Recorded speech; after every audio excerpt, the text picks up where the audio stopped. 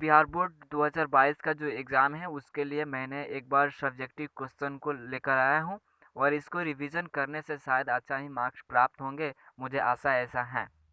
तो चलिए शुरू करते हैं और इसको अंत तक ज़रूर देखें, क्योंकि मेरा उद्देश्य इतना ही है कि बच्चे जो भी हैं एग्ज़ामिनेशन देने वाले एग्ज़ाम, तो उसको अच्छे मार्क्स हो और यही समय है अच्छे मार्क्स लाने का।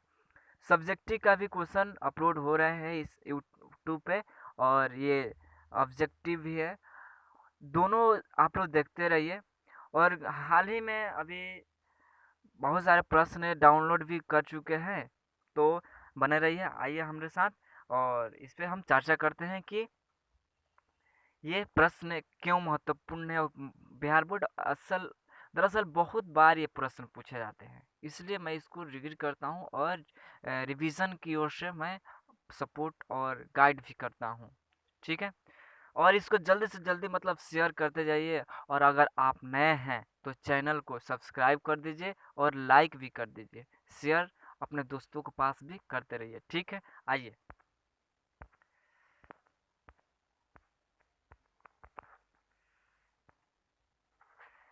यहाँ क्वेश्चन दिया गया है,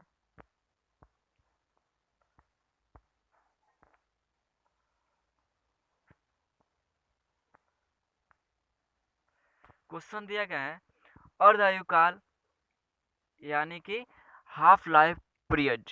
जो हाफ लाइफ पीरियड होता है वे क्या कहता है, इसका डिफिनेशन हम थोड़ा देख लेते हैं। यहाँ ध्यान से, इसको प्रश्न यहाँ है, किसी रासायनिक अभिक्रिया में अभिकारक का सांद्रण घटकर आधा होने में जितना समय लगता है उसे अर्धायुकाल कहते हैं। वो यही है, इसमें समझाया गया है। और शायद आप लोग मैथमेटिक्स में लॉग का फॉर्मूला वगैरह जानते हैं, तो यहाँ मैं दिखा दूँ।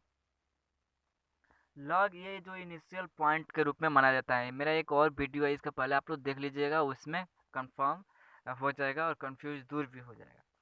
तो log R T is equal to minus K T plus log R zero. ठीक है, उसके बाद नेक्स्ट दिया गया है, नेक्स्ट दिया गया है यहाँ K t is equal to log zero minus log R t, क्योंकि यहाँ आप लोग देख सकते हैं यहाँ माइनस में है के माइनस में है यहाँ, तो शायद इसको एक तरफा करेंगे तो ये प्लस में हो जाएगा। उसके बाद यहाँ प्रश्न में ये सजाया गया है कि T is equal to zero, तो R ten to R zero, T is equal to half T R ten to R zero बटा टू, मतलब इसको हाफ कर दिया गया है, देखिए यहाँ पे हाफ कर दिया गया है। उसके बाद आइए यहाँ पे K t is equal to log R zero बटे आर टी, और ये 2.02 जो है यहाँ देखिए 2.3003 है जो यही यहाँ पे इसको पुटिंग करना है। ठीक है, चलिए आगे बढ़ते हैं आगे। तो K t half is equal to log 10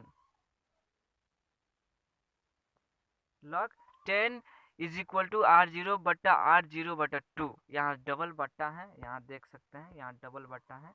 ठीक, उसके बाद आइए half K t is equal to log के पावर स्क्वायर में है, और उसके बाद देखिए half t is equal to 2.303 बट्टा के इंटू 0.301।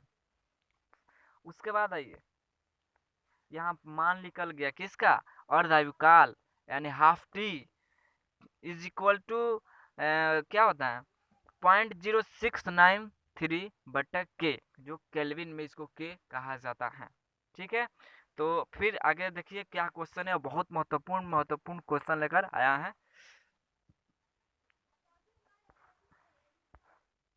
बहुत ही जबरदस्त प्रश्न। देखिए यहाँ पे कांच को अति शीतित द्रव यानी सुपर कोल्ड लिक्विड कहा जाता है क्यों, तो यहाँ डिफिनीशन में दिया भी गया है, देखिए यहाँ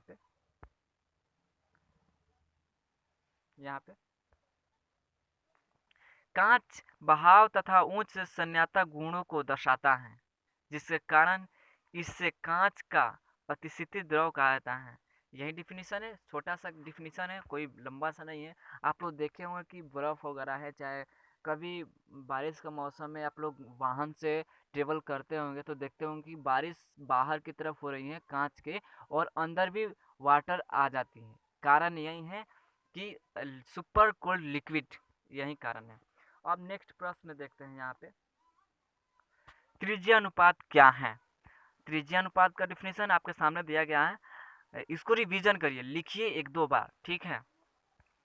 त्रिज्या अनुपात का नियम, क्रिस्टल में धनायन की त्रिज्या का ऋणायन की त्रिज्या के अनुपात को त्रिज्या अनुपात कहा जाता है। बहुत ही सिंपल प्रश्न, और एक साइंटिस्ट यहाँ क्रिस्टल हैं, ये उनके द्वारा दिया गया है नियम, ठीक है, ये पूछ सकता है। अब यहाँ देखें, अर्ध परागण में झिल्ली क्या है? बहुत ही महत्वपूर्ण प्रश्न यहाँ, ये जो पूछता है कभी कभी पूछ देता है। वैसा झिल्ली जिसके द्वारा बिलियन के कुछ ही कण विलायक जैसा कि आर पार कर सकता है, अर्ध परागण में झिल्ली कहलाता है। उसके बाद देखिए, सॉल क्या है? उदाहरण दे। यहाँ सॉल पूछा है और उदाहरण भी पूछ रहा है इसमें। वैसा कोलाइडी विलयन जिसमें परिक्षेपित प्रवास्ता द्रव हो तथा प्रक्षेपण माध्यम ठोस हो, सॉल कहलाता है। एग्जाम्पल क्या है? झाग। झाग झाग बहुत प्रकार की होती हैं, आप लोग समझ सकते हैं। और नेक्स्ट प्रश्न है,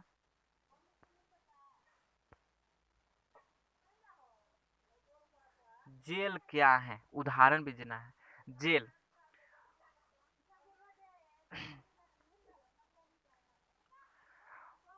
वैसा कोलाइडी विलयन जिसमें प्रक्षेपित प्रवस्था द्रव हो तथा प्रक्षेपण माध्यम ठोस हो, जेल कहलाता है। जैसे घी, जेली, पनीर, इटिस। अभी फिलहाल में कोविड-19 के कारण एक दो प्रकार की माने जो सैनिटाइजर का उपयोग करते थे उसमें जेल टाइप का भी आता था और एक लिक्विड टाइप का। तो जेल टाइप वाला थोड़ा गाढ़ा होता था, जैसे में इसमें एग्जाम्पल भी दिया गया है, जेल जो घी है। नेक्स्ट प्रश्न की ओर हम बढ़ते हैं। सबसे महत्वपूर्ण प्रश्न यहाँ आ गया है आप लोग के सामने, देखिए, रॉल्स का नियम। ये वीवीआई है, ये पूछेगा पूछेगा पूछेगा, क्योंकि ये रॉल्स का नियम है। और इसमें जो प्रश्न का मैं दोहरा दूं, रॉल्स का नियम क्या है? उड़नशील तथा अउड़नशील विलय के लिए रॉल्स नियम को लिख है, ये भी प्रश्न है। तो आइए हम इसको आंसर के तरफ बढ़ते हैं। भिन्न भिन्न बाइनरी सॉल्यूशन के संबंधित रॉल्स साहब ने एक नियम प्रकाशित किए जिससे रॉल्स का नियम कहा जाता है। इस नियम के अनुसार अब चलते हैं। केस वन है, यहाँ देखिए, यहाँ केस वन है। केस वन क्या कहता है कि वाष्पशील द्रव का आंशिक दाब P बिलियन के मूल प्रभाज के समानुपाती होता है। इसको एक दो बार लिख लीजिए, ये कंफर्म हो जाएगा। R समानुपाती, यहाँ देखिए, R1 समानुपाती XA पहल का है, और यहाँ दूसर का दिया गया है R2 समानुपाती XB। फिर यहाँ देखिए, P1 is equal to P naught A X A, दूसर का है P2 इज इक्वल टू यहाँ पे पी नट बी और into X B.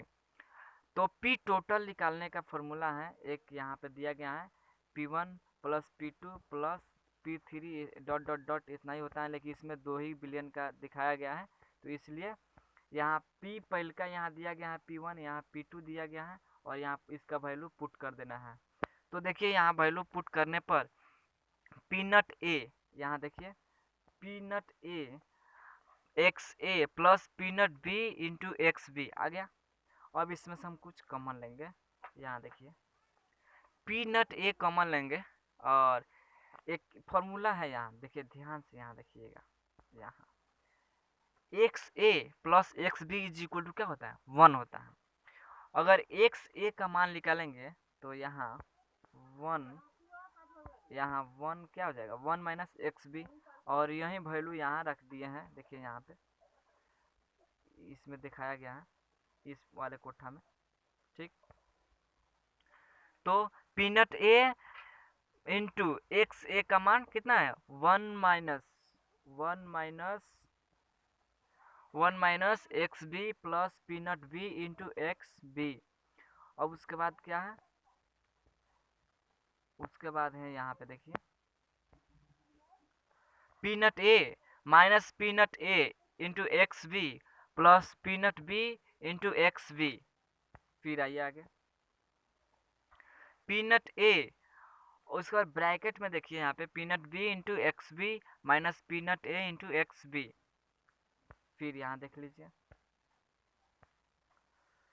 P total निकालकर कितना दिया गया है, पी टोटल निकालकर P naught A plus P naught B minus P naught A, और उसके बाद एक इंटू में एक्स बी, यहाँ इंटू में एक्स बी, क्योंकि यह कॉमन था तो दोनों में से एक कॉमन ले लेंगे। यही मेरा परिणाम निकल गया किसका, राउल्ट्स का नियम का। चलिए आगे बढ़ते हैं प्रश्न।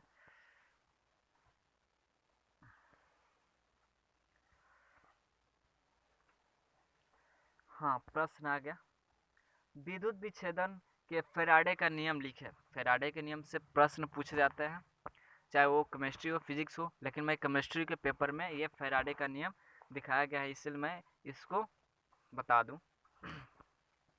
इसका डिफिनेशन है, और ये प्रश्न क्या कहता है देखिए लिखें, क्या किसका, विच्छेदन के फैराडे का नियम, ठीक है, विद्युत विच्छेदन जो होता है ना, विद्युत अपघटन के संबंध में फैराडे ने 2 नियम प्रस्तुत किए जो इस प्रकार हैं।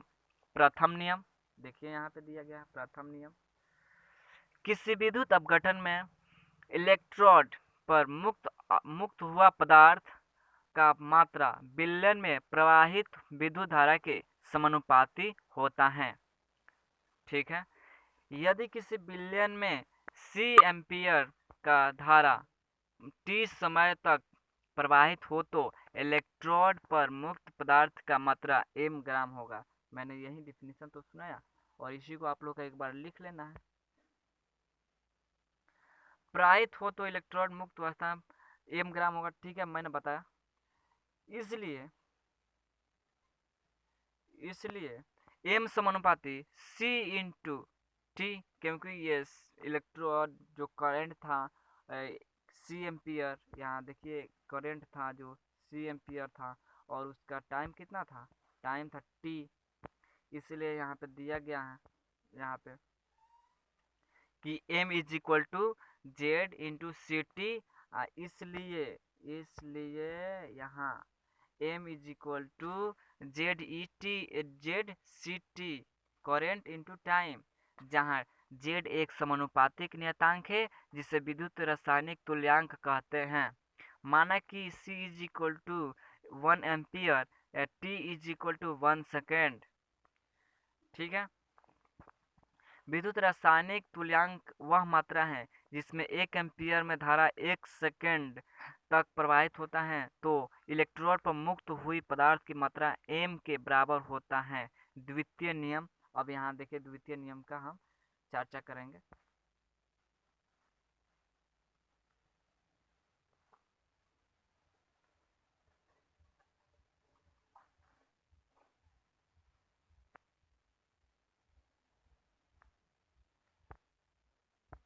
यहाँ द्वितीय नियम दिया गया है, जैसा कि Z1 हो गया, ये Z2 हो गया, ये Z3 हो गया, किसका, डब्लू W1 W2, यहाँ सॉरी यहाँ W3 होगा, यहाँ देख लीजिए, और उसके बाद ये बराबर होता जाता है। द्वितीय नियम यह है, और उसके बाद नेक्स्ट प्रश्न क्या है वो देखते हैं। हाँ इसी में का एक प्रश्न यहाँ दिया गया, ये नोट है, ये नोट देख लीजिएगा, ठीक है। विद्युत अपघटन में इलेक्ट्रोड पर मुक्त हुई पदार्थों की मात्रा उसके रासायनिक तुल्यांक के समानुपाती होती है, W1/W2 is equal to Z1/Z2, जैसा कि हमने यहाँ बताया। ठीक है, अब नेक्स्ट प्रश्न को ध्यान देते हैं। पायस क्या है? यहाँ देख लीजिए, पायस पूछता है और महत्वपूर्ण प्रश्न है। बार बार मैं रिपीट कर रहा हूँ कि आप लोग रिवीजन कर लीजिए। ये समय का अभाव है, इसलिए बार बार करता हूँ कि इसको रिवीजन करते रहिए। पायस क्या है? यह कितने प्रकार का होता है? देखिए यहाँ पे मैं डिफिनेशन दे दूँ पायस का। जब प्रक्षेपी प्रवस्था एवं प्रक्षेपण माध्यम दोनों ही द्रव होता है तो पायस कहा जाता है। यह मुख्यतः दो प्रकार का होता है। पहला, जल में तेल का पायस। दूसरा, तेल में जल का पायस। बूंद वाला देखा होगा कि अगर पानी में ऑयल डाला जाएगा तो वहाँ अलग हो जाएगा ऑयल। अगर ज़्यादा ऑयल में वाटर डाला जाएगा तो बूंदे अलग अलग हो जाएंगे। सेम वही कंडीशन पायस की है और पायस की परिभाषा उसी पे डिपेंडेंट है। अब यहाँ नेक्स्ट प्रश्न पर हम ध्यान देते हैं। दहली ऊर्जा क्या है? बहुत ही महत्वपूर्ण प्रश्न। रासायनिक अभिक्रिया में अभिकारकों के अणुओं के बीच टक्कर के लिए जितना न्यूनतम ऊर्जा की आवश्यकता होती है, दहली कहलाती है। यहाँ देख लीजिए, दहली का इक्वेशन भी दिया गया है। दहली का इक्वेशन यहाँ क्या है? K is equal to AE-EA/R। ठीक है, नेक्स्ट प्रश्न की ओर। कार्बोहाइड्रेट क्या है? इसका वर्गीकरण हम कैसे करेंगे? ठीक है, यहाँ प्रश्न है। कार्बोहाइड्रेट भोजन हम लोग करते हैं तो सबसे महत्वपूर्ण होते हैं कार्बोहाइड्रेट। ठीक है, इसका वर्गीकरण कैसे किया जाता है ये भी दिया गया है। तो कार्बोहाइड्रेट का मुख्य तत्व कार्बन, हाइड्रोजन तथा ऑक्सीजन होता है। यह प्रकृति में पाया जाने वाला कार्बनिक यौगिक है जिसका सूत्र CH2O होता है। यहाँ दिया गया है फॉर्मूला कार्बोहाइड्रेट का। एग्जाम्पल में दिया गया है सुगर, जिसे शर्करा कहते हैं। C12, यहाँ देखिए शुगर,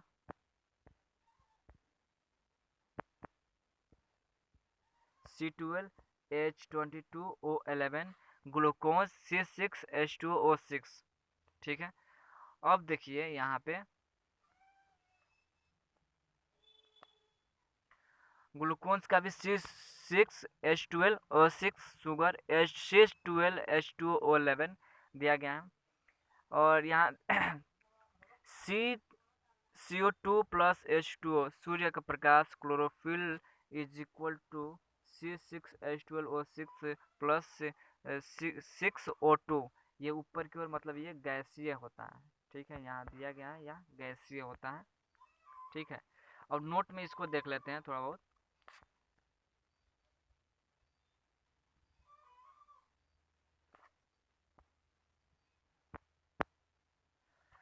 जिस कार्बोहाइड्रेट में CHO बॉन्ड पाया जाता है उसे अल्डोज कहा जाता है। जिसमें CO बॉन्ड पाया जाता है उसे केटोज कहा जाता है। कार्बोहाइड्रेट का वर्गीकरण निम्नलिखित तरीके से किया जाता है। स्वाद के आधार पर, बेस्ड ऑन टेस्ट, ये महत्वपूर्ण है, स्वाद के आधार पे। ठीक है, आइए अब नीचे। यहाँ दो प्रकार के दिखाया गया है, शुगर और नॉन शुगर, मतलब शकरा और अशर्करा। ठीक है, मैं शुगर की बातें कर लूँ तो यह कार्बोहाइड्रेट जल में घुलनशील होता है तथा मीठे स्वाद का क्रिस्टलीय ठोस होता है। Example ribose, glucose etc। Next देखते हैं नॉन शुगर, मतलब कि अशर्करा। यह कार्बोहाइड्रेट जल में अघुलनशील होता है तथा यह मीठे स्वाद का नहीं होता है। आणविक के आधार पर अब देख लेते हैं दूसर का क्या है, बेस ऑन मोलिकुलर। ठीक है, इस बेस ऑन मोलिकुलर में, हाँ अब तो बहुत महत्वपूर्ण बातें हैं। मोनोसेकेराइड पहल का है मेरा मोनोसेकेराइड, दूसर का है डाइसेकेराइड, तीसरा का है ओलिगोसेकेराइड, और चौथा है पॉलीसेकेराइड। जैसे में मोनोडाई ट्राई टेट्रा पेंटा एप्टा मतलब जो भी है उसमें सेम उसी प्रकार है। ये अंत में क्या दिया है, पॉलीसेकेराइड। ठीक है, अब मोनोसेकेराइड क्या होता है इसके बारे में थोड़ा हम चर्चा करते हैं। मोनोसेकेराइड यह एक प्रकार का कार्बोहाइड्रेट होता है जिसमें सरल अल्टेराइड या कीटोन से मिलने से बनता है।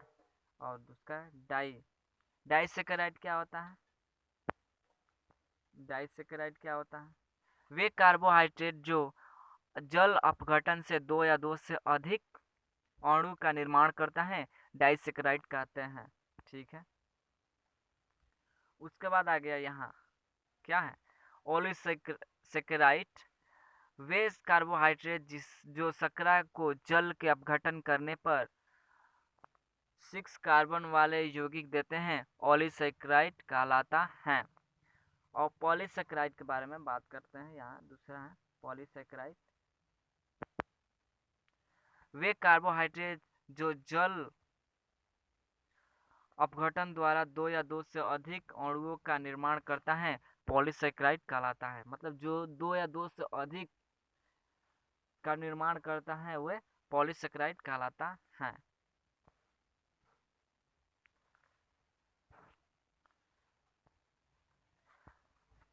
अब दूसरा प्रश्न आ गया यहाँ पे, देखिए प्रासरण एवं प्रासरणी दाब को व्याख्या करें एवं प्रासरण दाब के लिए व्यंजक प्राप्त करें। बहुत ही महत्वपूर्ण प्रश्न है, इस पर ध्यान देंगे हम लोग।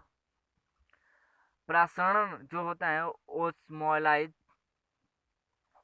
जो प्रासरण होता है किसी विलयन में विलायक के प्रवाह को प्रासरण कहा जाता है। ठीक है, यहाँ देखिए, यहाँ दिखाया गया है विलयन और विलायक। तो एसपीएम होता है सॉलिड जो होता है एसपीएम। ठीक है, विलय प्लस विलायक ये क्या होता है, विलयन होता है। प्रसरणी दाब ऑसमोटिक प्रेशर, प्रसरण प्रक्रिया को रोकने के लिए आवश्यक आंतरिक दाब का प्रसरण दाब कहा जाता है। इसे पाई के द्वारा सूचित किया जाता है। यहाँ देखिए पाई के द्वारा सूचित किया जाता है। प्रसरणी दाब के लिए व्यंजक प्राप्त, प्रसरणी दाब के लिए व्यंजक प्राप्त कैसे होता है, देखिए यहाँ पे दिया गया है, इक्वेशन के रूप में दिया गया है।